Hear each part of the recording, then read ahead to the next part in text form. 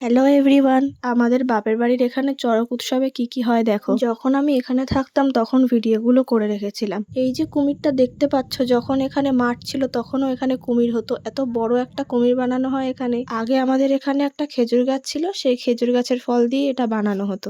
আপাতত খেজুর গাছটা এখানে আর নেই। বাচ্চারা ওই খেজুরগুলো পেড়ে কুমিরটিকে সাজাতো, আর দুটো গুলি দিয়ে করতো দুটো চোখ। কলা গাছের বাকল দিয়ে করতো মুখ আর জিভ। আগে এর থেকে আরো বড় আর অবিকল যেন কুমিরের মতোই লাগতো। এই কুমিরটিকে দেবতা হিসেবে পুজো করা হয়। আর এই উৎসবের কটা দিন এখানে প্রচুর আনন্দ আর মজা করা হয়। ভোর থেকে শুরু হয় ঢাক, কাসর আর শঙ্খের আওয়াজ। সবাই মিলে একসাথে পৈতে নেওয়া।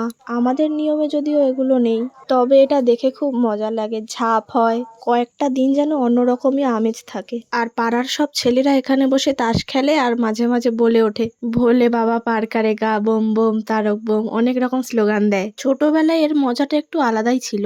এখন আর সেইভাবে ওই মজাটা হয় না, কারণ আগে এখানে মাঠ ছিল আর এখন শেড করে দেওয়া হয়েছে। আর আগে ওই মাটি কেটে দুধ পুকুর বানিয়ে সবাই মিলে কাদায় মাখামাখি কি যে আনন্দ হতো। সেই কাদাতে ওকে ফেলে দিত, ও তাকে ফেলে দিত, মাটি মাখাতো, কাদা মাখাতো, কি মজা করা হতো। ওই দিনগুলো তো আর ফিরে পাওয়া যাবে না। যাই হোক, সবাই খুব ভালো থেকো।